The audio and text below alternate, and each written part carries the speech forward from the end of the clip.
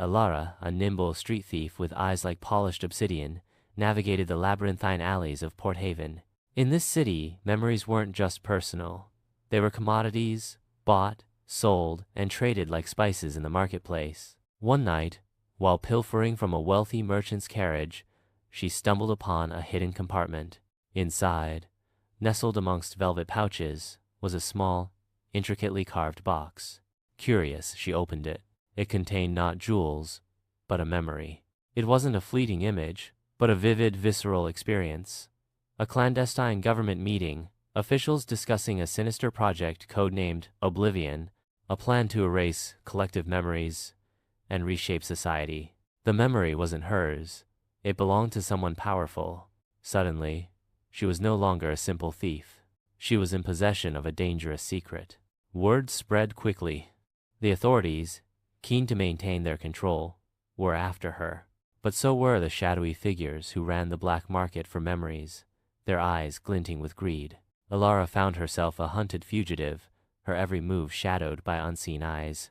She sought refuge in the city's underbelly, a network of forgotten tunnels and abandoned buildings, where she encountered Jax, an old, wizened memory broker with a heart of gold, or at least a heart capable of empathy in a city that had traded it for profit. Jax, recognizing the immense danger Alara was in, offered her a deal. He could erase the memory, guaranteeing her safety. But at what cost? The truth in that memory, however dangerous, was a beacon in a city steeped in manufactured consent. Alara spent sleepless nights wrestling with her conscience. She saw the faces of the city's citizens, their smiles and laughter, all potentially built on a foundation of erased truths. The idea of forgetting the memory, of letting the government's control go unchecked, felt like a betrayal of something larger than herself. She remembered her own grandmother, whose fading memories were the only connection she had left to a life before the memory trade. The memory had shown her that this wasn't just about personal freedom, it was about the very fabric of society. With newfound resolve, Alara and Jax devised a plan. They would use the memory as bait, luring the authorities and the black market dealers into a trap. It was a risky gambit, one that could cost them their lives. But Alara knew that some memories were worth fighting for, even if it meant facing certain death. The final confrontation took place in the heart of the city. A spectacular display of light and shadow.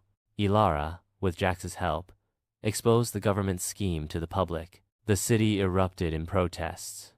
The carefully constructed illusion of happiness shattered into 1,000 pieces.